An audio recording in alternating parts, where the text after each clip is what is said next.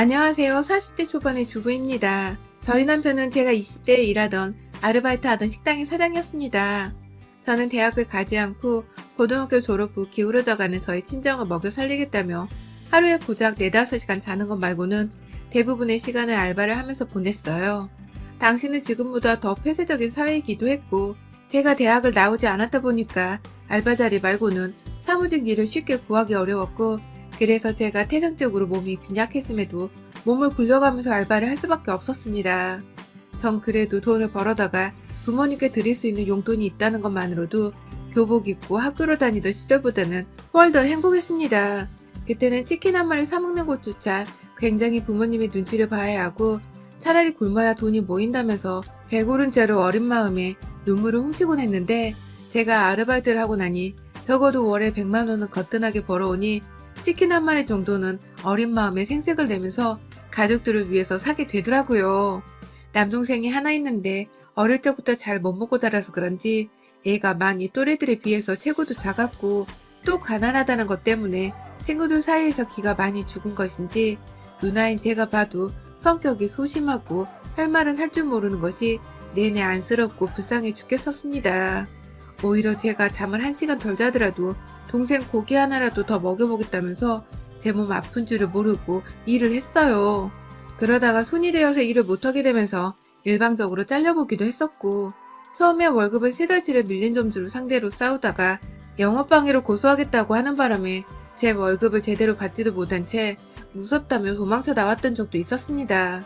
단순히 알바만 하고 살던 인생이었는데도 불구하고 찬바람 쌩쌩 부는 일이 많았었죠. 그러다가 마지막으로 아르바이트를 하게 된 곳은 한 고깃집이었어요. 야간까지 근무를 해야 했기 때문에 다른 식당보다 월급을 잘 쳐줬고 정확히 말하면 고기를 파는 곳이 아니라 이것저것 밥류를 파는 기사식당 같은 곳이었는데 제 기억으로는 간판이 고깃집이었기 때문에 쭉 고깃집으로 남아있네요.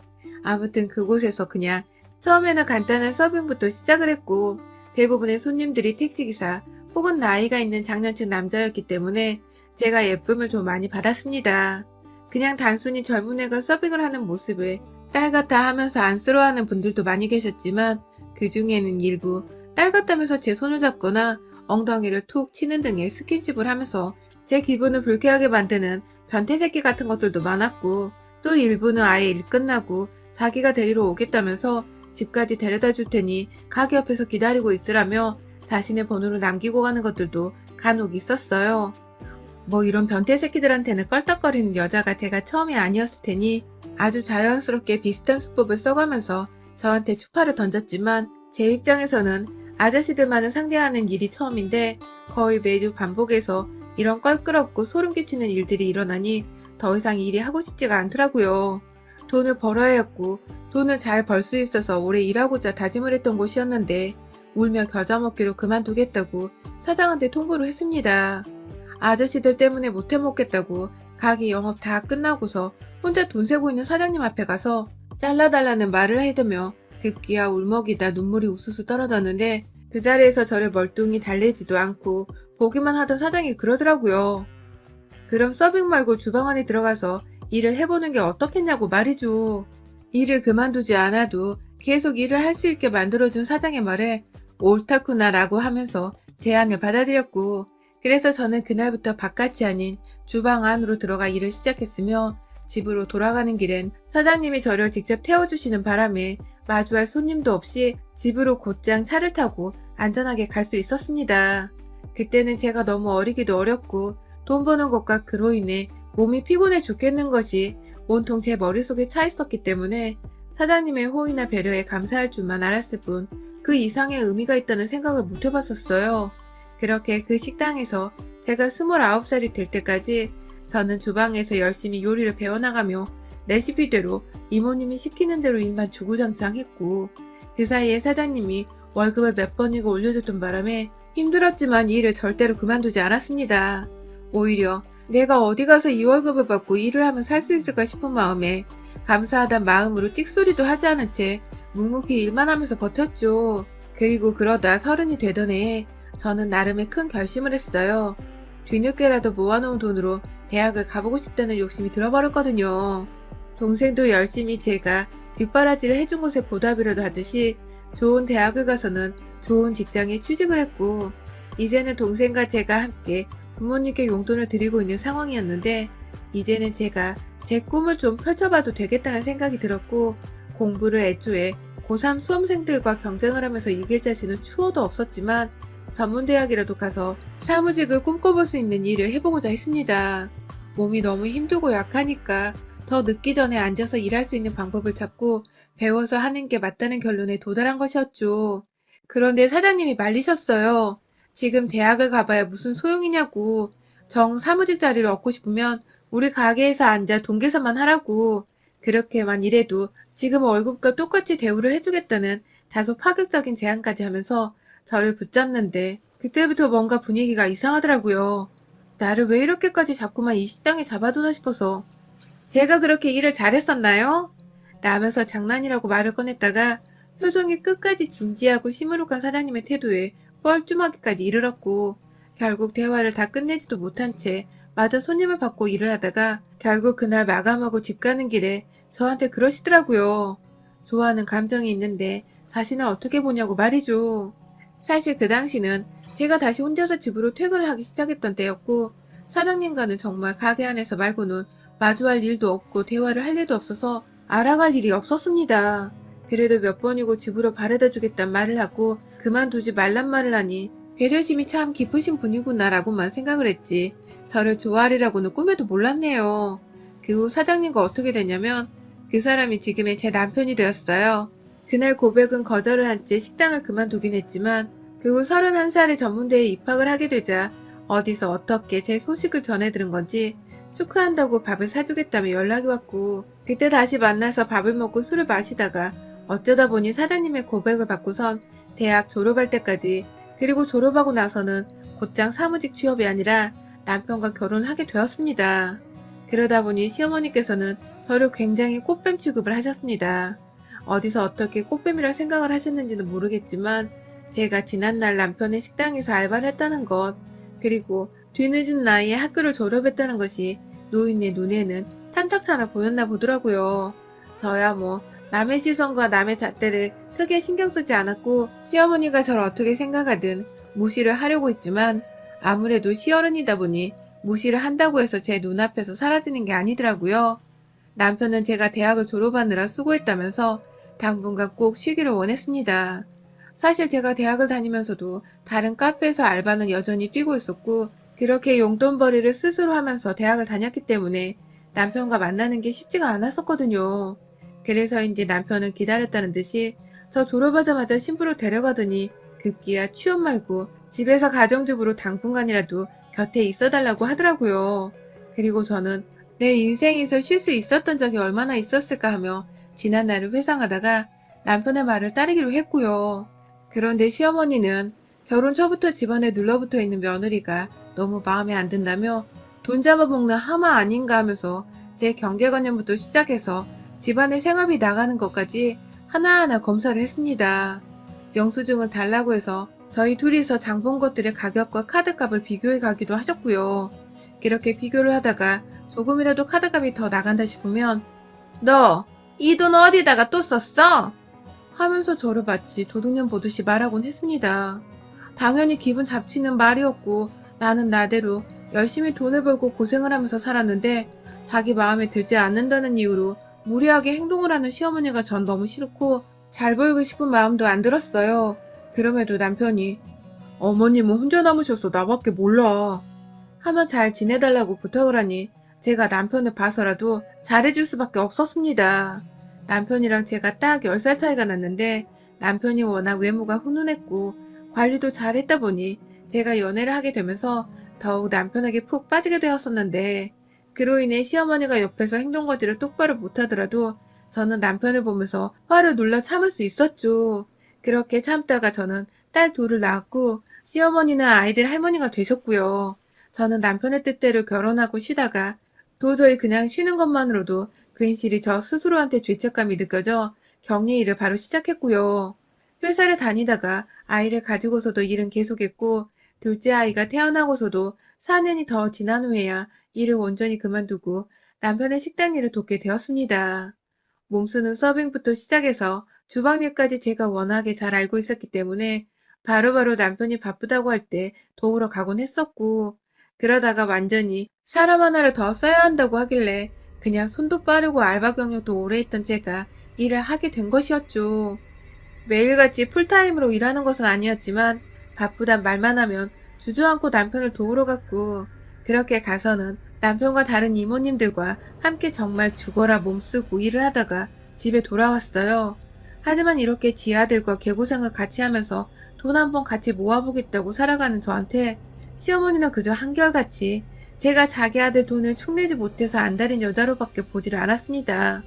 뭐가 그리 불만인 것인지 제가 가게에서 식재료를 주문하고 있어도 그 모습을 보고는 저랑 남편한테 번갈아 화를 내며 왜 돈 관리를 여자가 하고 있냐?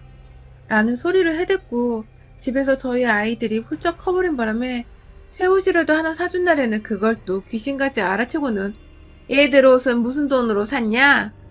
하면서 돈의 출처를 물어보는 무식함까지 보였어요. 도대체 어느 와이프가 남편 돈을 이리도 눈치를 보면서 써야 하나 싶을 만큼 애들한테 입혀지는 옷이고 가게에 필요한 재료를 사는 건데도 시어머니한테 눈치를 받고 조금이라도 쓰면 돈을 함부로 쓰고 굴리는 년 취급을 당해버리니 저도 슬슬 참는데 한계에 다다르고 있었습니다.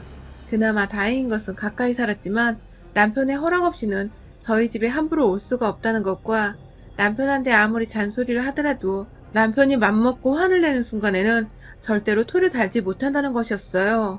처음에 시어머니가 엄한 저한테 꽃뱀 취급을 하며 저 어린애가 사장한테 시집을 갈고 오는구나 라고 했을 때도 남편이 거의 두 번 다시는 안 보고 살 사람처럼 대하듯이 일주일 내내 모른 척을 하고 무시를 한 바람에 시어머니께서 깨갱하며 남편의 마음을 풀어주기도 했었고, 저랑 결혼을 하기 이전부터 시어머니하고는 돈 문제로 말다툼이 많았었는지 남편은 시어머니가 돈 얘기만 꺼내면 3번 정도는 참고 듣기만 하다가 4번째에 꼭 불같이 터져버렸어요.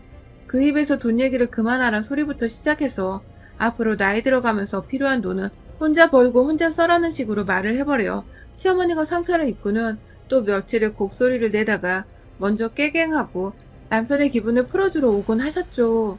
나중에 남편을 통해 들어보니 시어머니는 젊은 적에 시아버지 돈을 갖다가 여기저기 투자한다고 날려먹은 적이 한두 번이 아니라고. 그 바람에 남편은 절대로 시어머니는 믿을 사람이 못 된다며 돈을 맡기기는커녕 용돈 말고는 일절 도움을 주지 않았고, 그걸 시어머니도 잘 알고 있는 듯 했어요.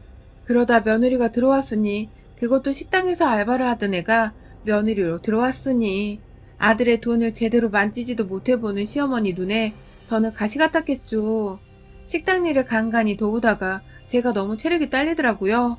이건 뭐 나이가 들어서 그런 것도 있겠지만 원체 몸뚱아리가 비실비실한 편이었는데 이제는 손목이 아프고 다리가 후덜거린다며 식당 안에서 그릇 하나 제대로 들지를 못하는 지경까지 되니까 저도 그렇고 저희 가족들도 그렇고 제 몸 걱정을 상당히 하기 시작했습니다. 그러다가 남편이 요가나 필라테스 같이 몸을 풀어주고 근육을 잡아주는 운동을 해보라고 권유를 해줬어요. 운동에 돈을 쏟아붓는 건 저한테 사치 그 자체였고, 더군다나 수강료가 너무 비싸서 꿈도 꾸지 못한 것이었는데 저도 더 늦기 전에 운동을 좀 해서 튼튼한 몸을 만들어야 하지 않겠나 싶은 마음은 들더군요. 잘 모르니까 저희 첫아이의 도움을 받아서 헬스장부터 일단 신청을 했고요. 남편이 먼저 권유하며 수강료까지 다 지불을 해준다고 해서 저도 모처럼 남편 덕을 보면서 열심히 운동을 해보고자 했습니다. 제가 그간 식당 일을 하면서 남편한테 따로 일한 월급을 달라고 한 적도 없었고, 오로지 제 일하면서 남편 식당 일도 돕고 집에서 가사 일도 해서 전 남편의 카드를 쓸 자격이 있다고 생각을 했어요. 남편은 당연하다며 저에게 카드를 건네줬고요. 그렇게 헬스장 등록을 하고서 집으로 돌아오는 길 시어머니께 전화가 왔어요. 뭐하고 있는지, 밥은 먹었는지 등등 평상시처럼 남편한테 못 물어보는 소리를 저한테 하면서 안부를 묻길래 그냥 별 생각 없이 헬스장 등록하고 왔어요. 라고 말씀을 드렸습니다. 그러자 어느 순간 수화기는 뚜뚜뚜 하는 소리와 함께 일방적으로 끊겨 있었어요. 그리고 집으로 들어가자마자 10분도 되지 않아서 밖에서 초인종이 울려 나가보니 시어머니가 글쎄 버선발 차림으로 저희 집 앞에 와 계신 겁니다. 도대체 무슨 일이길래 이렇게 급하게 집에 찾아왔냐고 물어보려는데 시어머니는 그냥 저를 인정사정 할 거 없이 밀치고는 집 안으로 들어와서는 그거 당장 취소해! 취소하라고! 라면서 제 가방을 막 찾더니 이내 그걸 뒤져서는 그 안에 든 결제 후 영수증을 꺼내서 두 눈으로 확인하더라고요. 그러던 이내 뭐야? 뭔데 90만 원이 긁혀? 네가 뭔데 90만 원을 긁어? 라면서 영수증을 제 눈앞에 막 손으로 가져다 대면서 따져 묻는데 동네 깡패인 줄 알았습니다. 옆에서 애들은 할머니를 말리다 못해 눈치를 본다고 다가오지 못하고 있고 저는 아범이 운동하라고 써도 된다고 카드를 줬어요. 라고서 대답을 하는데 시어머니는 여전히 네가 뭔데 내 아들 카드를 함부로 갖다 쓰는 거야? 하면서 도둑년 취급을 하기만 했어요. 불현듯 찾아와서 한다는 말이 이러니 저는 애들 챙기기부터 급급했고요. 할머니 난리치는 거 봐서 좋을 거 없다고 애들 방 안에 집어넣고 나니 어머님은 뭐가 그리 떳떳하지 못해서 애들을 집어넣어? 너 뭐 찔려? 너 뭐 잘못한 거지? 했지? 너 이 돈 네 맘대로 썼지? 쓴 거지? 라고 하면서 혼자 아주 그냥 말을 다다닥 해대는데 진짜 듣기 짜증나더라고요. 당장 시어머니 앞에서 헬스장 회원권 취소를 하겠다는 말을 했고 시어머니께 환불하러 가는데 같이 가자며 말을 하니 어머님은 돈 환불받는다는 소리가 듣기 좋았는지 같이 따라가겠다면서 마저 채비를 하고서 제 신발까지 빌려 신고서 헬스장으로 따라갔어요. 하지만 헬스장을 간다는 저는 가는 길에 시댁에 들렸고요. 왜 우리 집으로 가냐고 물어보는 시어머니의 말을 무시한 채 문 여세요 라면서 비밀번호를 입력하라 한 소리를 하니 어머님은 영문도 모른 채 왜 우리 집으로 왔냐는 소리를 반복하면서 생각도 없이 문을 열어주더라고요. 그리고 저 시댁 안으로 들어가자마자 반드시 찾아내겠다는 일념 하나로 조그마한 집 안에서 거실을 뒤지고 안방 뒤지고 작은 방 뒤지고 해서는 시어머니 지갑을 옷걸이에 걸쳐진 가방 안에서 발견했고 그 카드를 손에 쥐어들고는 찾았다! 라는 말과 함께 도로 집 밖을 나가려 했어요. 시어머니는 당연히 자기 카드를 들고 어딜 나가냐며 신발을 신던 제 손을 부여잡고서 못 나가게 막았었고 급기야 자기 카드를 내놓으라며 막 제 다른 손에 들려있는 카드를 가져가겠다고 손을 뻗는데 그 손이 닿을 리가 있나요? 제 키가 167에 시어머니는 155가 약간 넘는데 저요? 시어머니께 왜요 어머님? 남편은 분명 자기 돈으로 헬스장을 등록하라고 했는데 남편 카드 쓰지 말라고 한 건 어머님이시잖아요? 그러니까 남편 돈인데 어머님이 쓰고 계시는 어머님 카드로 다시 결제를 한다는데 뭐 문제 있어요? 라면서 카드를 여전히 천정위에 올려둔 채 뭐가 도대체 문제예요? 라고 계속해서 반복 질문을 하니 속이 답답했는지 어머님은 그게 어떻게 같은 말이야. 우리 아들 돈 쓰지 말라는데 내 카드를 왜 가져가냐고 하면서 하나도 이해가 가지 않는다는 듯이 제 팔을 쥐어 흔들며 도로 가져오라고 막 닥달을 하는데요. 저는 그냥 깔끔하게 무시한 채 잘 쓰겠습니다. 남편한테 다음 달부터 용돈 더 넉넉히 넣어드리라고 해야겠어요. 라면서 끝까지 어머님도 남편한테 용돈 받아 쓰는 주제에 왜 고생해서 같이 살고 있는 와이프는 헬스장 하나 등록을 남편 돈으로 못하냐는 식으로 마구 낄낄거리며 양만 더럽게 올려댔습니다. 제가 억지로 어머님 손을 뿌리치고 주량난치듯 헬스장으로 향했고 가서 결제한 카드를 취소하고서 진짜로 어머님 카드로 결제를 다시 했어요. 어머님은 그 사실을 모른 채 설마 제가 진짜로 자신의 카드를 긁었나 싶어서 그때부터 살살 제 간만 보면서 내 카드 안 긁었지? 아니지? 라고 하시다가 그달의 카드 명세서를 뜯어보시고는 결제된 헬스 등록비에 혈압이 올라서는 저한테 노발대발하면서 연락이 왔어요. 저는 남편 일 돕는다고 식당에 있었는데 빚다갑다며 남편 바꿔드릴게요 하고서 남편한테 수화기를 넘기니 이내 시어머니의 비명은 순식간에 줄어들어 버렸습니다.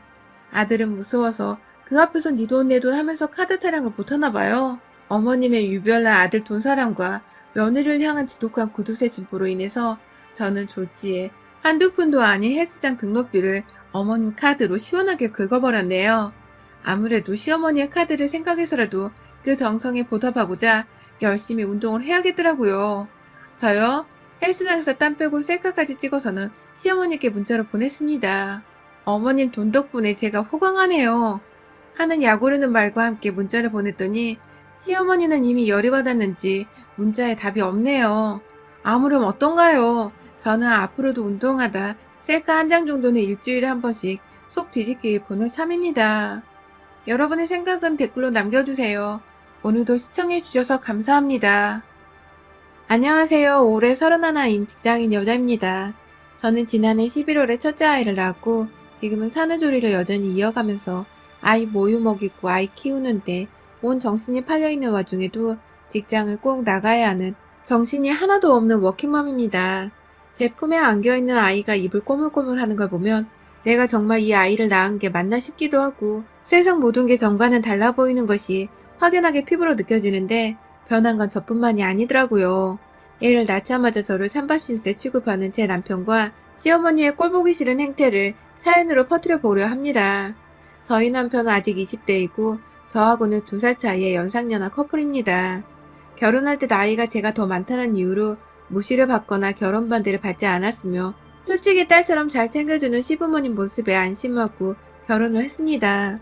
제가 성격이 한 성깔이기 때문에 애초에 제가 나이가 많다는 이유로 뺀지를 주거나 시집살이를 시키려 하는 모습이 보이면 제가 확 그냥 이런 집구석에 시집 안 간다는 생각으로 결혼을 파토내려 했는데 다행인지 보통인 건지 시부모님의 성격이 온순하게도 보였었고 누구 하나 서로한테 기분 나쁜 말들을 하거나 빈정상하게 하는 일이 없어서 결혼을 하는데 시댁은 제게도 아무런 문제가 되지 않았었어요.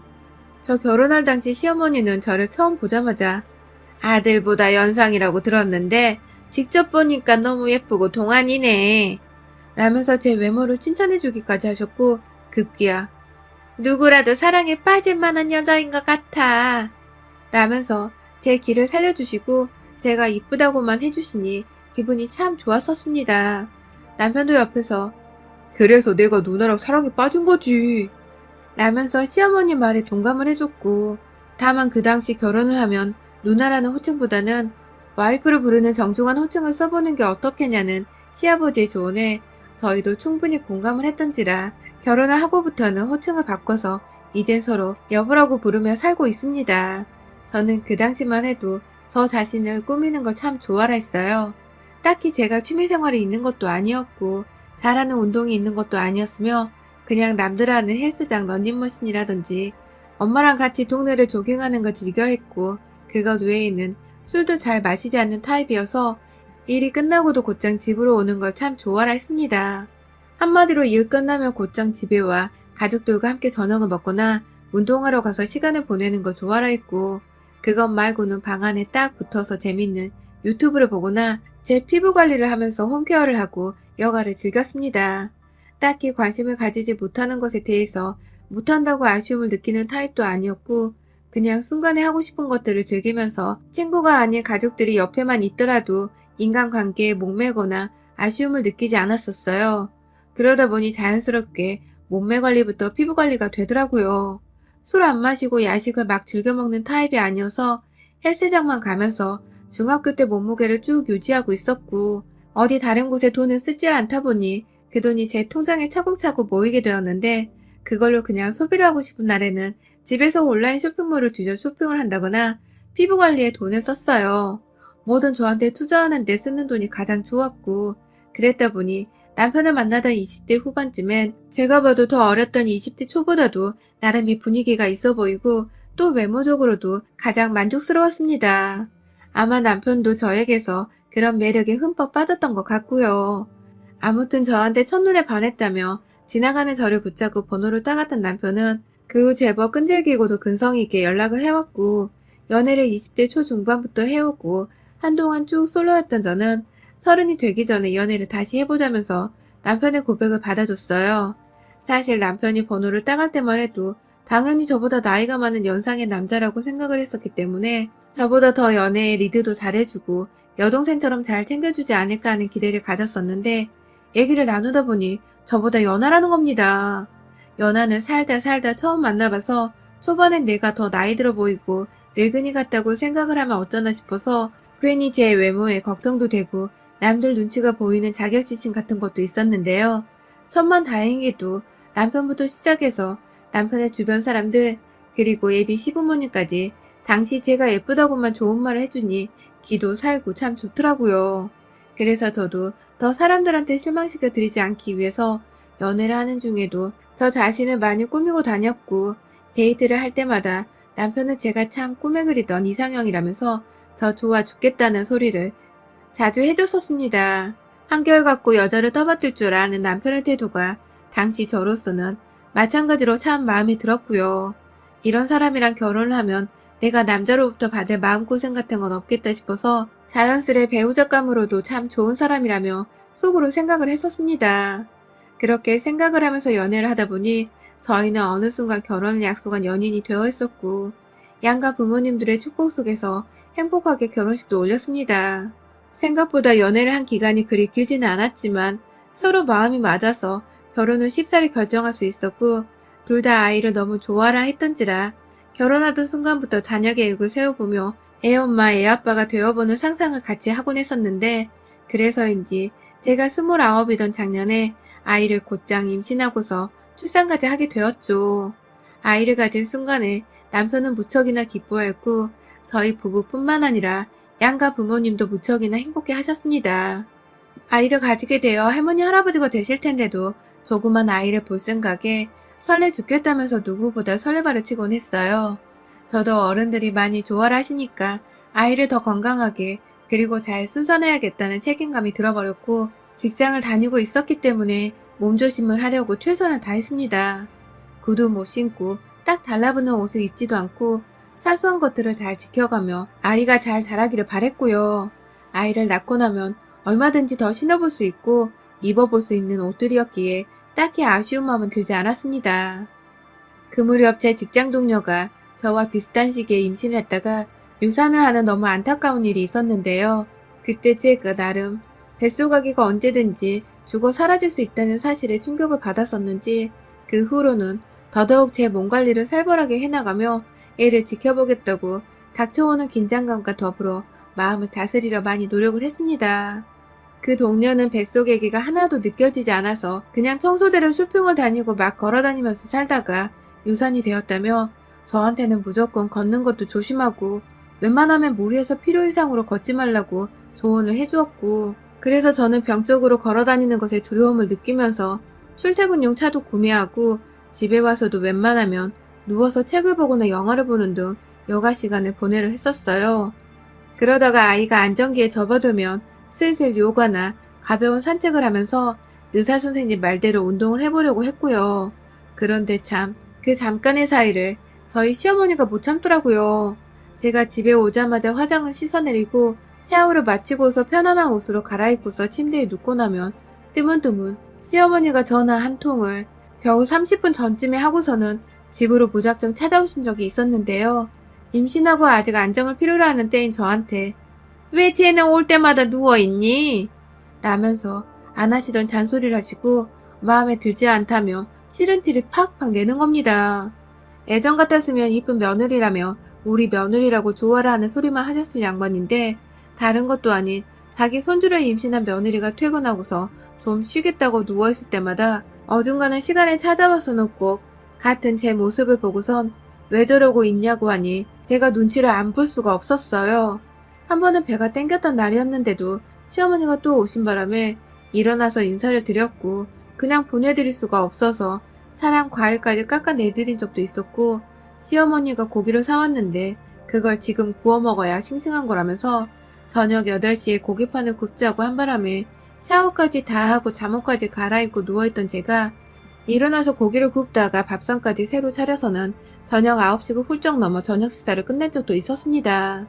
다음날까지 내내 속이 더부룩하고 소화도 안 된 채 잠이 들었다가 출근한 바람에 몸뚱아리는 더 통통거리며 부어있었고, 정말 뭐가 다 짜증이 솟구치는 그런 순간이었죠. 그리고 더 큰 문제는요, 예쁘다 예쁘다 라고만 하던 어머님이 어느 순간부터 "너는 얼굴 상태가 왜 그 모양이니?" 라는 외모 비하를 서슴지 않게 하셨다는 것입니다. 당연히 맨 얼굴에 아이를 임신한 마당이었고 몸이 피곤해서 몸 관리며 외모 관리를 보다 소홀하게 할 수밖에 없었고, 또 무엇보다 임신하고 코로나까지 터져버려서는 외출하는 게 더 겁이 난다고 집에만 있었더니 제가 확실히 처녀 때보다 3달 만에 살이 5kg 정도 쪄버렸더라고요. 다행히 입덧은 없고 식욕만 조금 늘어서는 제가 속이 더부룩하지 않는 선에서 건강하게 음식을 찾아 먹고 있었고요. 그런 저한테 저희 부모님이나 주변 분들은 잘 먹어서 좋다고 아이랑 산모만 건강하면 된 거라고 좋은 말만 하는데 저희 시어머니는 완전히 달랐습니다. 왜 이렇게 살이 뒤룩뒤룩 쪄가는 건지 모르겠다며 처음에는 저의 눈치를 살살 보면서 외모 지적을 하더니 그 정도가 매일같이 반복되자 본인도 본인 입에 착 달라붙는 건지 며느리가 처음엔 참 예쁜 애인 줄 알았는데 가면 벗기고 나니 너무 못생겼다는 말까지 해댔어요.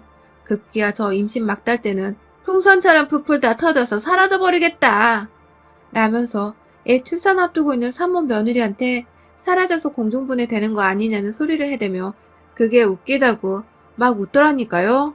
임신한 내내 시어머니는 저희 남편 앞에서 제 외모 지적을 해대기 시작하자 처음엔 왜 그런 소리를 하냐고 시어머니께 따끔한 소리를 해대던 남편도 슬슬 제가 정말 쪄 보이고 부해 보이고 못생겨 보이기 시작한 것인지 저를 향해 좀 나가서 운동 좀 해.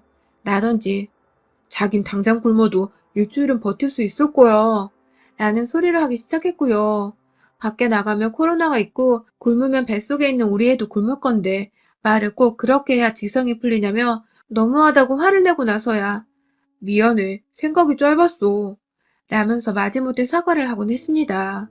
저 정말 원래 성격 같았으면 남편이고 뭐고 확 주먹 한 대를 갈겨버렸을 텐데 뱃속에 애가 뭔지 참 그냥 참고 얘 정신건강에 안 좋을지도 모른다면서 애 아빠 욕하는 것도 한순간에 멈추게 되더라고요. 산모에게 스트레스가 가장 아이에게 안 좋은 것이었는데도 불구하고 전 아이가 아빠를 더 좋아하길 바라는 마음에 남편 입장을 먼저 챙겨주기에 여념이 없었습니다. 참, 등신 같았던 것이죠. 그렇게 저는 출산을 했고 딸아이를 낳았고요. 딸을 낳고 나니 저희 부모님과 시부모님도 참 좋아라 하셨습니다. 아이가 예뻐 죽겠다며 같이 혹은 따로 집에 오셔서는 저 대신 아이를 봐주기도 하셨었고 두 분이서 그닥 친한 사이는 아니셨는데 저희 엄마와 시어머니는 어느 순간 함께 붙어서 아이 데리고 산책을 나간다거나 아이를 주제로 대화를 잘 나누고 계시는 모습을 심심찮게 볼 수 있었어요. 그 모습을 보면서 저도 괜히 저희 아이 덕분에 가족의 훈훈한 광경을 본다면서 얼른 몸 관리하고 처녀 때처럼 예쁘게 치장도 해서 시어머님이 다시 볼품없단 소리를 안 하시도록 해야겠다는 오기가 생기더라고요. 뭐 물론 그딴 소리를 해대는 시어머니가 애초부터 쭉 문제이긴 했지만 결국은 남편이 저를 예쁘게 봐주길 바라는 와이프의 마음이었던 것 같습니다. 시어머니가 남편 옆에서 이상한 말을 계속해댄 바람에 남편도 점점 시어머니처럼 저의 외모를 무시하는 듯한 모습을 보였었기에 그걸 어떻게든 해결해보고자 빨리 제 몸이 전처럼 원상복귀 되기를 바랬어요.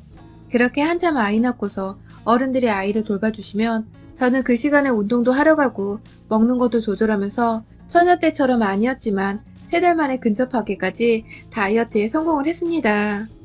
지금도 여전히 다이어트와 몸 관리를 하고 있는 현재 진행형이긴 하지만 제가 봐도 제법 아이를 낳기 전처럼 보여지는 듯 했습니다. 다만 출산 후 자연스럽게 생겨난 탈모와 몸 곳곳의 튼살은 제가 어찌 손을 쓸 수가 없더라고요. 해결을 하려면 돈이 많이 필요한데 저는 연예인도 아닌데 그 정도의 돈을 써서 도저히 제 몸 관리를 할 용기가 없었고 그래서 그냥 이대로 만족을 하면서 아이 육아에 더 신경을 써보고자 했습니다. 다행히 남편도 노력해서 몸무게 원상복귀를 눈앞에 둔 저를 향해 대단하다며 시켜 세워줬고 또 예쁘다고 다시 말을 해주니까 제 마음이 괜히 편해지기도 했습니다. 그냥 이렇게 남편으로부터의 응원과 칭찬의 말 한마디가 사실 굉장히 기분 좋고 그 어느 것보다 힘이 되거든요. 저 또한 시어머니가 뭐라 하던 말던 일단은 남편이 제가 좋다고 해주니까 마음이 아주 흐뭇했었죠. 그런데 저희 시어머니는 아니셨어요. 한동안 저희 엄마랑도 잘 지내신 만큼 아이를 잘 돌봐주고 아이 예뻐 죽겠다는 말씀만 하시던 시어머니께서 올 초 저한테 친하게 지내는 아줌마 둘이 있는데 그 집 며느리들이 그렇게 예뻤다는 말을 굳이 제 앞에서 하면서 너는 어쩌다 이렇게 된 거냐? 라는 한탄의 말을 하다가 이내 난 창피해서 너 못 데리고 가겠다 라며 지인들과의 약속 자리에 제가 못생겨서 창피하니까 데려갈 수 없다는 뜻의 말씀을 몇 구절이고 나눠서는 한순간한 저한테 뱉어내시는데 기분이 너무 역같더라고요. 사실 그때 제가 화장을 미처 못했었습니다. 애 키우는 마당에 직장까지 다녀야 하는데 화장을 할 시간이 도저히 없어서 마스크 쓰는 걸 핑계 삼아 눈썹 그리는 거랑 선크림 바르는 거 말고는 화장을 일절 하지 않고 있었어요. 그런데 그런 저를 보면서 시어머니는 요즘 젊은 애는 마스카라나 아이라인도 안 그리는 거야? 너 이러고 살면 우리 아들이 좋아하겠니? 라며 급기야 부부 사이의 애정까지 건드리며 제 자존심을 팍팍 긁었고요. 여자가 이렇게 못생기면 남자 바람피는 거 한순간이야. 더군다나 너는 나이도 많은 애가 내 아들한테 왜 그러니? 라면서 피우지도 않은 바람을 내 남편이 곧 피울 거라는 것 마냥 이제는 하다하다 제가 나이가 많은 걸 걸고 넘어지더라고요. 남자가 나이가 어린 게 바람과는 도대체 무슨 상관이 있는 건지. 인성이 목대 먹고 되바라진 것들이나 바람을 피워대는 거지. 나이가 어리다고 다 바람을 피우는 건 아니잖아요. 지가 아들을 잘 키웠으면 남편이 과연 못돼 처먹은 생각을 하면서 이제 애 낳은 지 반년도 지나지 않은 와이프가 겨우 화장 못했다는 이유로 바람을 피워댈까요?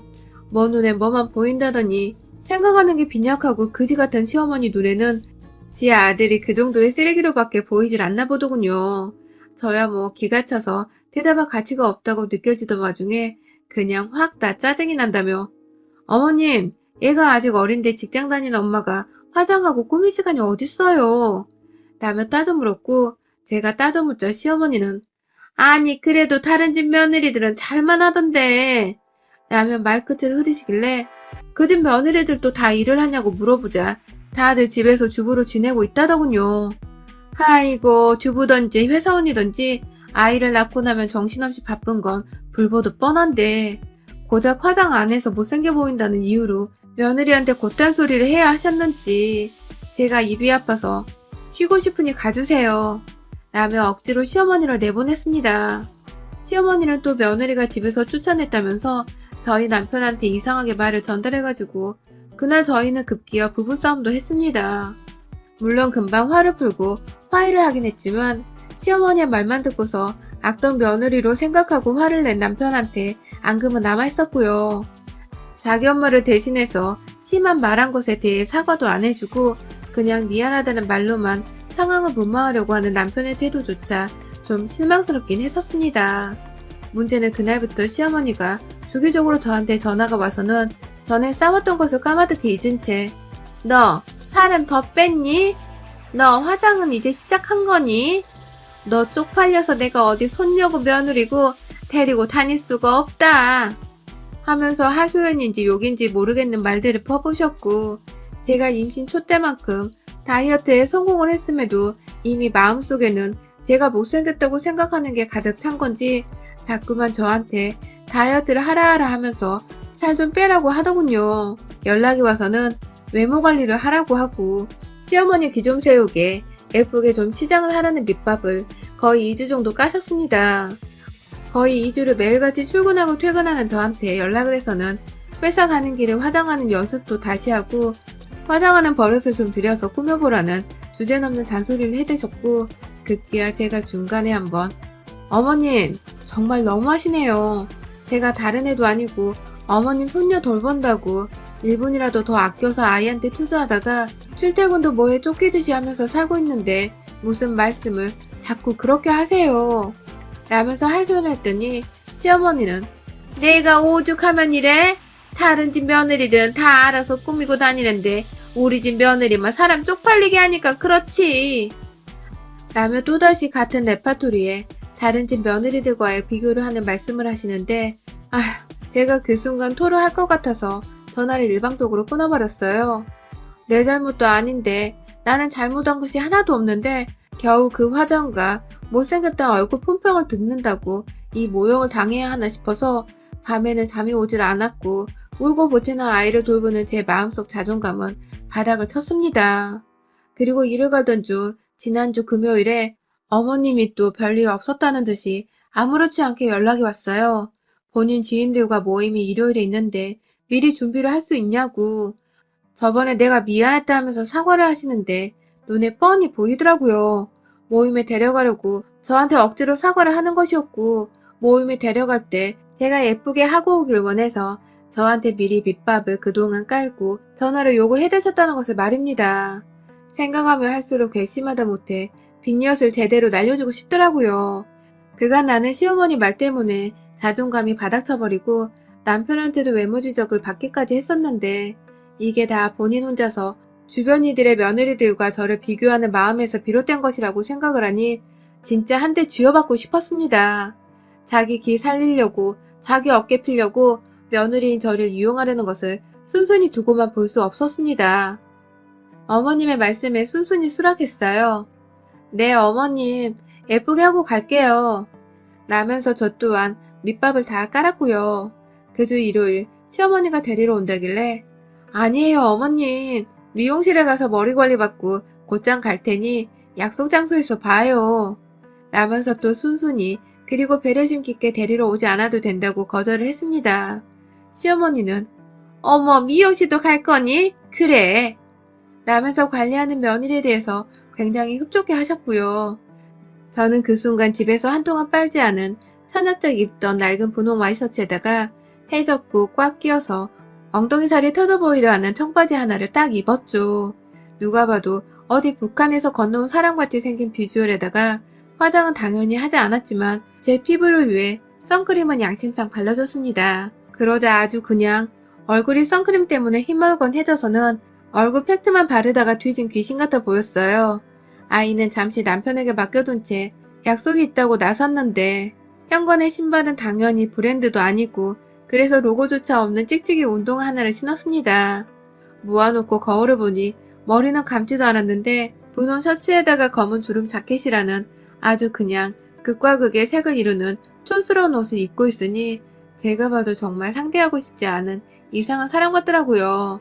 청바지는 또 길이가 길어서 힐과 신어했던 것임에도 불구하고 운동화를 신어버렸더니 길이 조절이 안 되어 발목 부분에 바지가 겹치면서 제 다리는 더욱 짧아 보였습니다. 나가는 저를 향해 어디 가는 거야? 라며 남편이 굉장히 불안하다는 듯이 쳐다봤지만 저는 아랑곳않고 다녀올게 하며 집을 나섰고 이내 약속 장소에 도착했어요. 들어가기 직전에 신발들을 보니 예상했던 대로 어머님의 지인뿐만 아니라 지인들의 며느리들까지 모인 자리였습니다. 그리고 그 입구엔 예쁘장한 색상의 하이힐 하나와 부츠가 있는 걸로 봐서 지인분들 며느리들의 신발인 듯 했어요. 안에서 막 웃음꽃이 피는데 순간 자기 며느리는 왜 안 와? 하면서 누군가가 저희 어머님께 저의 행방을 물었고 저희 어머님은 관리하고 오느라고 일하느라 바빠서 피부 관리며 몸 관리며 주말에 엄청 하더라고 라면서 제가 마치 어디 비싼 피부과라도 다녀온 것처럼 말씀을 꾸며 하시더라고요. 그리고 저는 아랑곳하지 않고 어머님 저 왔어요 하면서 안 쓰는 사투리까지 뱉어내면서 문을 확 열었고 이내 저를 보는 어머님 주변의 네 사람들은 저의 머리끝부터 발끝까지를 쭈루룩 스캔을 하는데 다들 말문이 막혔는지 당황하는 듯 했습니다. 누가 봐도 제 꼴이 그지 꼴이었으면 변함이 없었기 때문인지 뭐라 다 무슨 말부터 해야 할지를 모르는 듯 했어요. 급기야 저희 어머님은 너 라면서 말끝을 흐리시는데 제가 어머님 시장에 갔다가 얘 밥 먹이고 왔어요. 돈이 없어서 걸어왔더니 늦었네요. 죄송합니다. 라고 맞은편에 앉아 계시는 분들께 막 죄송하다며 머리를 조아리며 사과를 하는데 제가 봐도 제 모습이 너무 찌질한 겁니다. 시어머니는 뭐 이루 말할 수 없을 만큼 쪽이 팔렸을 거고요.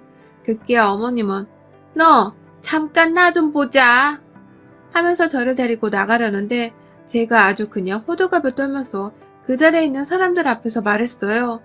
세상에 저 이렇게 좋은 음식 처음 봐요. 저 먹어도 돼요? 라면서 한식당에서 겨우 사이드 반찬만 먼저 나와 있었을 뿐이었는데 그 나물에 조그만 생선이랑 묵무침 4종류 되는 김치 몇 개 올려져 있던 상차림에다가 대단한 음식이라는 듯이 감격스러워하며 개걸스럽게 젓가락을 퍼다가 막 먹기 시작했어요. 그 와중에 묵무침은 제 젓가락에 제대로 잡히질 않아서 먹다가 그게 그릇 밖으로 튕겨나가며 정장까지 입고 나온 어느 며느리 옷 위에 떨어졌는데 제가 막 자존심도 없다는 듯이 무릎을 꿇고는 어머머머 아가씨 죄송해요. 제가 이런 자리는 살다 처음이라 배가 너무 고파서 그만 하면서 휴지로 닦아내주려고 안절부절을 못하자 그 며느리는 저와 비슷한 또래의 사람 같아 보였는데 제가 너무 불쌍하고 또 안쓰러웠는지 오히려 또 아니에요. 괜찮아요. 마음껏 드세요. 어머님, 저희 뭐 빨리 더 시켜야 하지 않을까요? 하면서 저 불쌍하다고 절 위해 음식을 주문해 주더라고요.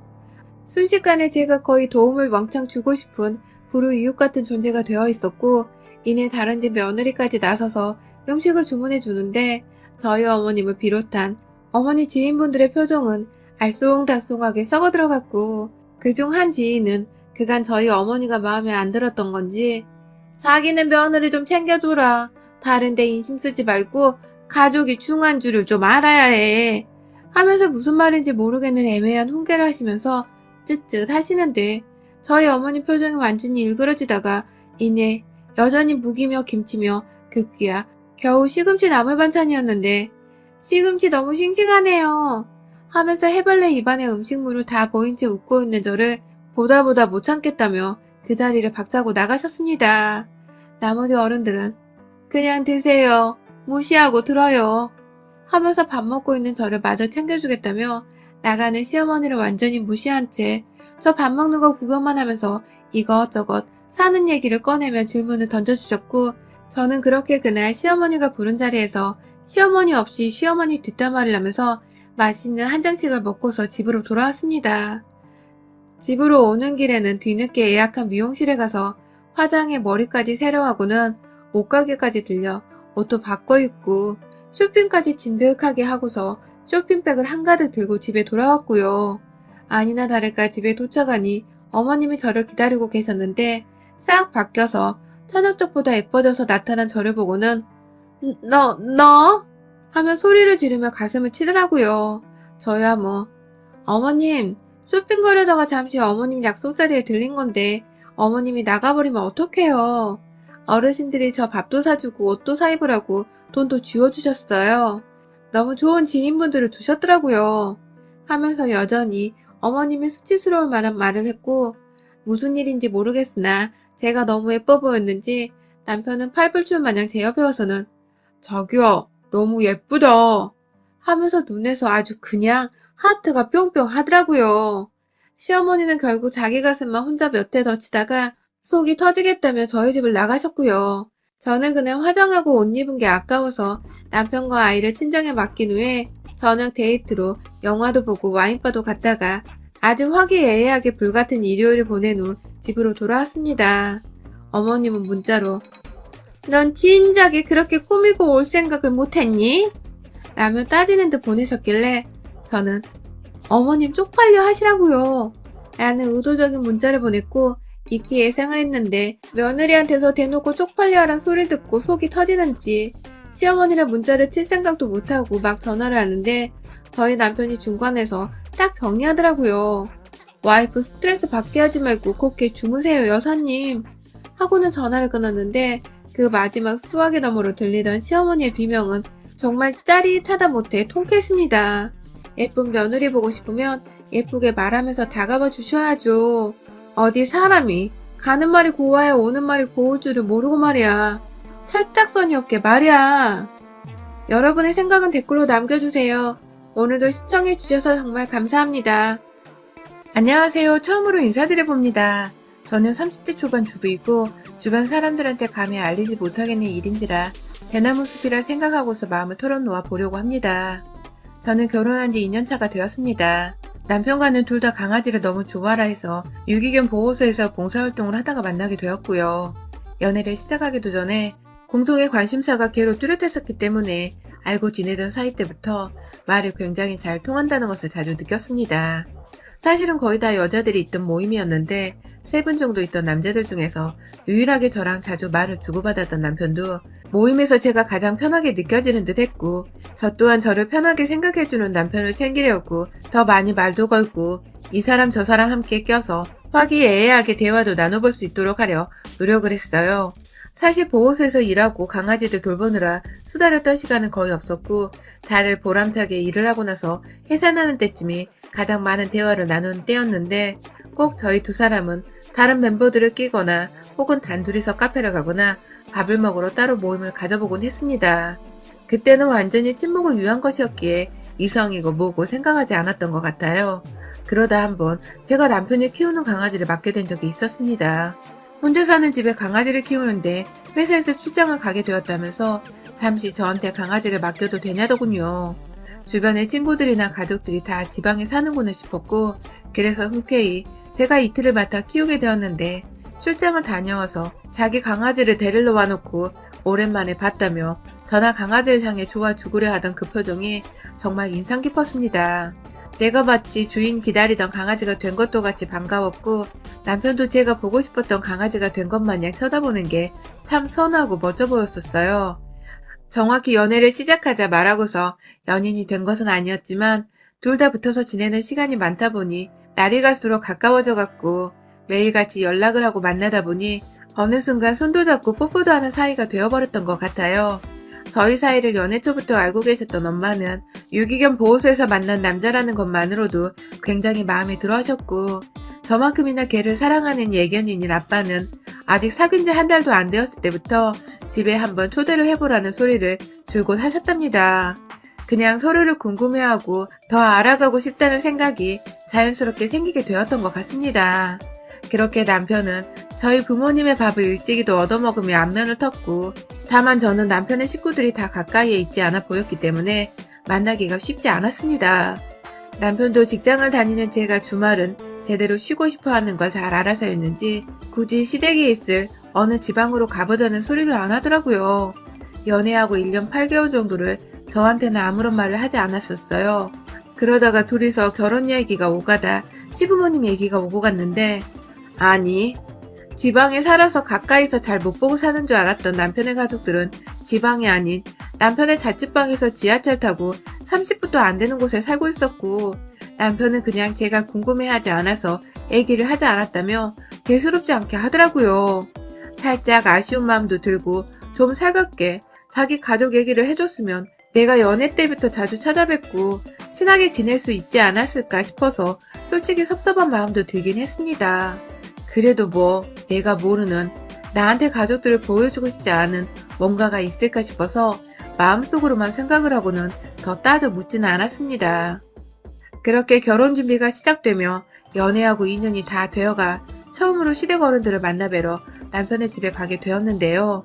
전 솔직히 집이 잘 살지 못해서 저한테 숨기고 보여주지 않았던 것이라 생각을 했었는데, 웬걸 시댁에 가보니 집이 너무 삐까뻔쩍한 겁니다. 40평대 브랜드 아파트에 지방 곳곳에 가구들까지 정말 잘 채워놨고, 그때가 저녁 시간대라 창밖으로 보이는 도심 야경이 보이는데 정말 기가 막혔어요. 저희 집도 그리 못 사는 집이 아니라고 생각을 하고 살았는데 남편네 집은 정말로 잘 꾸며놓기까지 하고 근사한 것이 갤러리를 방불케 했습니다. 부엌에서 여자분이 앞치마를 두르고 요리를 막 하고 계시길래 저는 당연히 시어머니신 줄 알고서 들어가자마자 어머님 앞에 달려가서 어머님 초대해 주셔서 감사합니다 하며 해벌레 웃어 보였는데 그 여자분이 굉장히 당황하더라고요. 그러더니 저는 여기 일하는 사람이에요 라고 말을 하시더라고요. 세상에, 여기는 집에 일하는 사람도 두고 사는구나 하면서 그럼 어머님은 누구? 라고 지그시 아주머니한테서 저희 남편한테로 시선을 돌려 물어봤는데 남편이 그제서야 말을 하더라고요. 자기는 엄마가 없다고 말입니다. 아, 지금 당장 생각을 해도 그때 제가 느꼈던 뻘쭘함과 창피함, 그 기분은 정말 이루 말할 수가 없네요. 시아버님도 뒤에서 굉장히 불편하신 듯 헛기침을 하고 계시고, 식구라고는 달랑 시아버지와 남편 딱 둘뿐인데 이 부자는 멀쩡하게 큰 집을 놔두고 따로따로 살고 있었나 싶기도 하고, 왜 남편은 저한테 그 길었던 연애 기간 중에 어머님이 안 계시다는 말을 안 했었나, 왜 미리 얹으러앉아서 귀엽고 이 민망하고 고개를 들 수 없는 상황을 만들었나 싶기도 하고, 정말 미쳐버린 줄 알았던 시아버지와의 첫 만남이었습니다. 다행히 그날 저희는 밥도 화기애애하게 잘 먹고 결혼 얘기도 잘 나눴으며 시아버지도 저를 마음에 퍽 들어하시는 듯한 모습이었고, 그 후에도 몇 번의 만남을 시댁에서 더 가져보면서 친분을 쌓아 나갔습니다.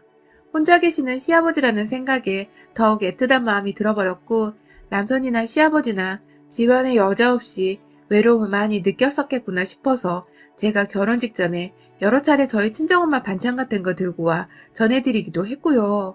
그러면 아주머니도 요리 새로 안 해도 된다며 좋아라 했고, 시아버지도 가족이 만들어준 밥이란 생각에 더 특별히 느껴지는지 무척 고마워했습니다. 다행인 건 시아버지가 집에 여자가 없는데도 집 꾸미는 것에 관심이 많아서 사람 사는 것처럼 정말 멋지게 집을 꾸며놓고 사시는 중이었으며, 그걸 남편이 따라 배운 건지 남편도 자취방을 잘 꾸며놓고 살고 있었기에 측은한 마음은 보면 볼수록 덜 가졌던 것 같습니다. 남편도 이런 저의 생각을 표정을 보며 읽어버린 건지 그래도 우리 제법 잘 살고 있지? 라는 말을 자주 던지며 걱정하지 않아도 된다는 식의 표현을 해줬어요. 뭐 덕분에 전 정말로 시아버지나 남편이나 독립적으로 잘 사는 분들이라 여기면서 집에 일하시는 아주머니도 있으니까 내가 안 계시는 시어머니를 대신해서 뭘 더 챙기거나 신경 써야 할 것이 많지는 않겠다는 생각을 하면서 정신없이 결혼 준비를 했고, 또 정신없이 결혼식을 치렀고, 또 정신없이 신혼집에 입성을 했습니다. 집은 저희 두 사람이 독립적으로 살기 위한 첫 걸음이었고, 다들 잘 알다시피 집값이 너무 하늘 무서운 줄 모르고 높이 치솟아 가던 때여서 사실 둘이서 모아놓은 돈으로 집을 사는 건 불가능했어요. 하지만 다행히도 저희 친정과 시아버지가 상견례 자리에서 집에 대한 말을 이렇게 나눴고, 시아버지는 먼저 완강하게 반반 나눠서 아이들에게 도움을 주자고 말을 했기 때문에 저희 부모님도 그에 대한 이의가 없었고, 말에 따라 딱 시아버지와 같은 금액을 반씩 내서 저희가 집을 사는데 보태주셨습니다. 여전히 대출을 끼고 있긴 하지만 천만다행히게도 양가 어른들이 현금을 여유있게 보유하고 계셨고, 그래서 저나 남편이 제대로 된 집에서 전세고 월세 없이 신혼을 시작하며 앞으로 살아가기 위한 돈을 모을 수가 있었어요. 집 같은 경우는 남편이나 저나 서로 더 모자란 거 없이 딱 반반 서로의 가족에게서 도움을 받은 것이었기에 당연히 공동명의로 집을 구매했고, 약간 끼고 있던 대출의 경우도 남편은 자신의 월급에서, 그리고 저는 부모님께서 또 챙겨주신 돈으로 공평하게 함께 갚아나가고 있습니다. 특히나 저 같은 경우 저를 주부로 표현하긴 했지만 현재 어머님께서 이끌고 계시는 작은 회사에서 전공을 살려 프리랜서식으로 일을 돕고 있었기 때문에 완전한 주부도 아니었고, 제 돈벌이는 간간히 하면서 살았기에 딱히 돈 때문에 쪼들릴 만한 일은 없었습니다. 그런데요, 이렇게 저희가 누구보다 공평하게 살고 있고 저희 결혼할 적에 공평함을 요구하며 반반 결혼에 대한 말도 먼저 꺼냈던 아버님, 타인이 볼 때 이 집안 정말 공평한 걸로는 으뜸이겠구나 싶을 텐데, 결혼하고 나니까 시아버님이 제가 알던 사람과는 완전히 딴판이더라고요. 일단은 시아버지는 제가 시집을 오고 나서 3달도 지나지 않아 일하시던 아주머니를 해고해버렸어요. 이유는 저도 모르고 아주머니가 해고되자마자 아버님이 저한테 전화를 해서 그때서야 알게 되었는데요. 결혼하고도 여러 번 집들이, 그리고 양가 부모님 모시고 주말에 몇 번 모여 밥을 먹은 적이 있긴 했었는데, 그때 시아버지는 뭐 대단한 감동이라도 받은 건지 저한테 연락을 대뜸 해서는 며느리 밥 먹고 싶어서 아줌마 잘랐어 라는 겁니다. 솔직히 이 말을 듣자마자 기분이 몹시 불쾌했어요. 내 밥이 먹고 싶은 건 먹고 싶은 건데 일하는 아주머니는 왜 자른 거냐며, 아주머니는 매일같이 상주해서 요리를 하던 사람인데 나한테 그 정성과 노력을 바라는 건가 싶어서 말입니다. 제가 아니 왜요? 아주머니 솜씨 정말 좋으셨었는데 라며 많이 아쉬워하자, 그래도 가족이 차려주는 집밥이 최고지 안 그래? 라면서 끝까지 저보고 밥 한 끼 차려달라는 말을 거두질 않더라고요. 급기야 제가 네, 제가 몇 가지 반찬을 해서 갖다 놓겠습니다 라고 이 전화에 종지부를 찍겠다는 듯이 말을 하자, 그래 이제 매일 보겠네 라며 전화를 끊었어요. 전화를 끊고도 얼떨떨하고 당황스러운 기분이 좀처럼 가라앉지 않았고, 이걸 어찌해야 하나 싶어서 내내 고민을 하고 머리를 쥐어싸매다가 남편한테 문자를 보냈죠. 시아버지가 아주머니를 잘랐다더라. 나한테 매일 오라고, 매일 보겠네 라면서 전화를 끊었다며 솔직하게 들었던 말을 거짓없이 말을 했는데, 남편이 미치겠네 라는 말을 하고는 자신이 알아서 하겠다며 전화를 끊더군요. 뭘 알아서 하겠다는 건지는 몰랐었지만 왠지 보통 일이 아니라는 것쯤은 충분히 대화로 느껴볼 수 있었습니다. 그리고 아니나 다를까 보통 일이 아닌 그 황당하고도 특별하다 못해 짓궂은 일들이 본격적으로 다음날 일어났어요. 시아버지는 집에 있는 제게 전화해선 당장 시댁으로 오라고, 왜 오늘 아침부터 오지 않냐며 약간의 성질을 곁들인 실망스러운 말투를 내뱉었고, 졸지에 시댁에 갔다가 저는 앞치마를 메고서 시아버지를 위한 늦은 아침상을 차려내고야 말았죠. 혼자서. 그래도 장은 내가 봐왔소. 라면 첫날은 설렁설렁 해도 된다는 별 그지 같은 말을 뱉어내시고는 아침 대바람부터 달짝지근한 불고기가 먹고 싶다고 말을 하길래, 제가 이제 겨우 시집와서 요리를 처음 배우고 있던 제가 어떻게든 잘 만들어 보겠다며 유튜브랑 만 개의 레시피를 뒤져가며 불고기 하나를 완성시켰고요. 내 남편도 아닌 시아버지한테 밥이 질다는 음식 품평이나 들으면서 시아버지 밥 먹는 것까지 다 보고는 집에 왔습니다. 아, 집에 오기 전에 점심이랑 저녁에 먹을 반찬들까지 만들어 놓고 나왔고요. 고작 반찬 3개 만드는 건데도 저 요리 초보인지라 쩔쩔 매다가 급기야 반나절을 시댁에 있다 겨우 나왔어요. 집에 가서 녹초가 된 채로 퇴근하고 들어오던 남편한테 아버님이 혹시 나를 일하는 아주머니로 생각하는 거 아니야?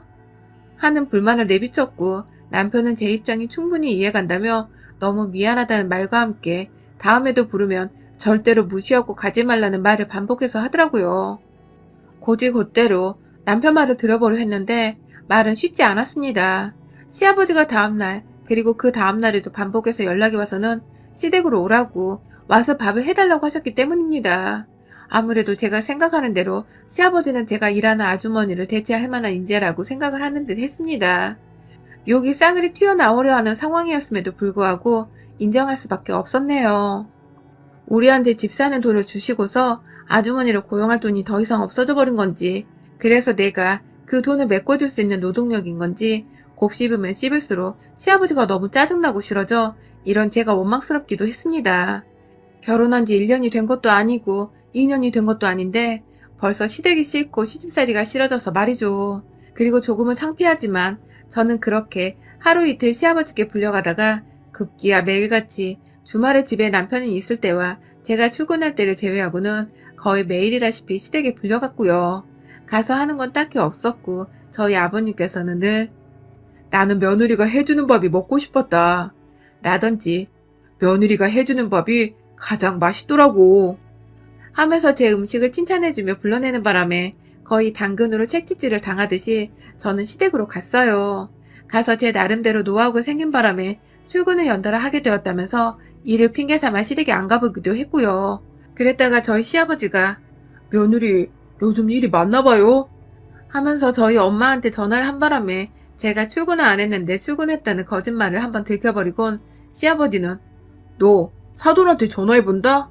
하면서 말을 꺼내며 저를 시댁으로 부른 바람에 엄마가 식모노릇하는 저의 시집살이를 아는 거 원치 않았던 저는 그냥 네 잘못했습니다 하고서는 불려가게 되었습니다. 이건 뭐 거의 협박당하는 며느리 혹은 인질이라도 잡힌 듯한 며느리 같아 보이더라고요. 시아버지의 행동은 날로 대담해져서 대놓고 저희 남편이 있는 주말에도 저한테 연락을 해서는 나는 매일같이 며느리가 대접해주는 밥 아니면 안 먹을란다. 그러니까 어여와서 밥 차리고 가라. 라는 말을 하셨고요. 뒤에는 꼭 인심이라도 쓰듯이 밥 다 차리고 나가서 주말 즐겁게 보내. 라는 말도 빼먹지 않으셨죠. 그냥 처음부터 절 부르지 말고 알아서 혼자 밥 차려 먹으면 내가 주말을 더 즐겁게 보낼 텐데 겨우 그 밥 한 끼 며느리 손에 얻어먹겠다고 사람을 불러내서는 정말 진지하게 밥만 먹고 가니 열불이 터지는 거 물론이고 남편도 저한테 뭐가 그리 미안하고 죄스러운지 고개를 못 들고 제 앞에서 시아버지 얘기를 아예 일절도 못 꺼내더라고요. 차라리 말려주면 좋을 텐데 저한테도 미안하고 자기 아빠는 또 무서운 건지 눈치를 양쪽에서 살살 보면서 무조건 시아버지 전화를 무시하라고 하니 제가 답을 얻을 수가 없어서 죽겠더라고요. 속이 터져서 말입니다. 벼르고 참고 참다가 새해가 바뀌면서는 좀 달라질 수 있지 않을까 싶어 아버님 밥 차려주는 아주머니를 다시 고용하세요 하고 새해 덕담이라며 한마디 연 날리듯이 던져줬습니다. 그런데 아버님은 그 얘기를 귓등으로도 안 듣고 계속해서 저한테 밥 차리러 오라고 전화를 했고 급기야 1호 초에는 저를 내 식모라고 부르는 일까지 발생해버리고 말았네요. 전날 엄마 일을 도와드리느라 집에 늦지막히 와서 다음날 제대로 뻗었다가 오전 9시가 좀 넘어서 일어났는데 시아버지로부터 부재중이 16통이 떠있는 겁니다. 순간 소름이 끼치는 와중에 무슨 일이냐면 전화를 했더니 너네 엄마한테 전화를 했더니 출근 안 했다는구만. 왜 안 오냐 내 식모. 라면서 며느리한테 아예 식모라는 호칭을 쓰며 불러냈고 급기야 제가 아버님 저 식모 아니에요 라고 단호히 잠결에 말을 하자 시아버지는 알았어 며느리 그럼 며느리라고 불러줄 테니까 지금 당장 와서 밥 좀 차려줘 라고 하곤 전화를 끊었어요. 이게 티를 할 만한 일인가요? 며느리를 며느리라 부르는 게 당연한데 그렇게 불러주는 대신에 밥을 해주러 오라니. 이 새끼가 진짜 혼자 오래도록 아들 키우며 살았다고 해서 좀 불쌍하고 애처롭게 여겨줬더니 한다는 짓이 며느리를 집 밥 차려주는 식모를 보고 요리조리 불러낼 생각만 하다니. 저요? 아버님 소원대로 밥 차려주러 시댁에 갔습니다. 집안에 들어가자마자 제가 며칠 전에 사놓았던 식재료들이 아직 냉장고에 그대로 있어서 따로 장을 보러 가지 않아도 되겠더라고요. 저요? 요리를 하려고 그 식재료들을 다 꺼냈다가 제 앞을 유유히 지나가며 정말 식모 보듯이 인사도 안 하고 아는 척도 안 하고 심지어 나 오늘은 밥 질게 하지 말아줘 하며 갈 길 가는 시아버지의 태도에 정말 속이 뒤집어져 버렸습니다.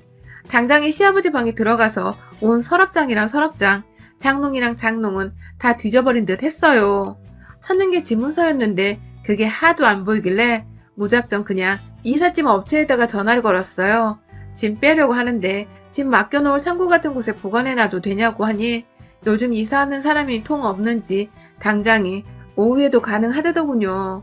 홧김에 제가 이틀 걸려 짐 빼주셔도 되니 빨리 와달라고 했고 진짜로 이삿짐 사장님은 제가 시댁에 죽치고 있자 오후 늦지막히 도착을 하셨습니다. 집이 10층 이상의 고층이라서 무슨 짐부터 뺄지 확인하겠다고 집으로 먼저 오신 사장님을 보자 아버님은 누구시냐고 당황을 하는데 저는 아랑곳하지 않고 여기 있는 자잘한 짐들부터 일단 다 빼주세요 라고 말을 하자 아버님은 남의 집에서 이게 무슨 행패요 하며 놀라 소리쳤고 그건 이삿짐 사장님도 마찬가지셨어요. 서 계시는 사장님께 저희 아버님 집인데 이젠 제 집이라 짐 마음껏 빼셔도 돼요. 돈은 더블로 드릴 거고 문제 생길 일 없으니 걱정하지 마세요. 라며 말을 하자 사장님도 일단은 뭐라도 하셔야겠었는지 집을 한 바퀴 쑥 훑으시더라고요. 그 와중에 아버님은 너 미쳤냐고 제정신이 아니라며 이게 왜 네 집이냐고 막 막말을 하는데 제가 말씀드렸습니다. 아버님도 제 밥 매일 얻어먹고 싶어 하시면서 저도 아버님 집 좀 얻어가고 싶은데 괜찮죠? 저는 아버님께 식모고 아버님은 저한테 물주 라면서 사장님을 도와서는 안방부터 하나씩 작은 가구부터 책 같은 걸 옮겨 담기 시작했고 밑에 다른 직원이 계신지 그 사다리 올리는 문제로 경비원과 이야기를 하고 있는데 아버님이 뒤에서 내가 왜 네 물주야? 네가 왜 내 식모야? 아니야, 너 내 며느리야. 라면서 저를 말려보겠다고 사장님까지 붙들고 늘어지기 시작했어요. 저야 뭐 에이 아버님 그러면 왜 맨날 저 불러대셨어요? 괜찮아요. 저 이제 다 이해해요. 그간 아버님이 저한테 원하는 거 얻어갔으니 저도 이젠 얻어가야죠. 하다못해 일하던 아주머니도 돈 받았는데 전 안 받고 일했잖아요.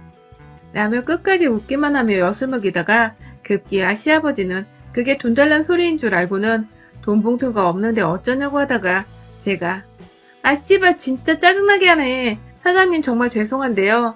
눈치 보지 말고 짐 빨리 다 빼주세요.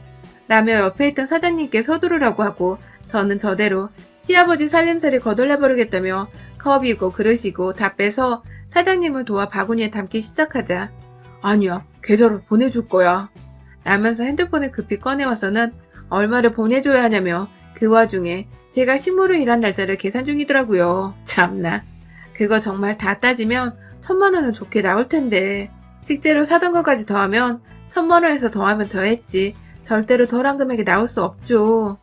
아버님 저 1년하고도 몇 개월을 더 이지다고 살았는데 그거 다 정말 주시게요?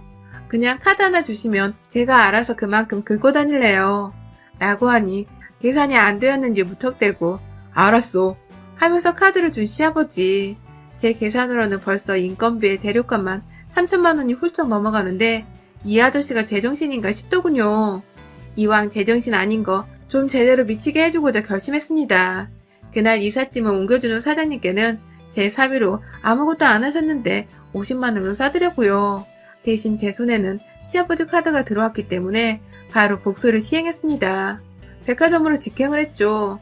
명품백 하나 사도 몇 천이 남는 금액을 어떻게 했을까 하다가 바로 카드를 반납할 것도 아니었기 때문에 혼자서 사고 싶었던 주방 도구도 새로 싹 다 바꿔버리고 이참에 휘어진 TV를 써보자며 TV까지 바꿨네요.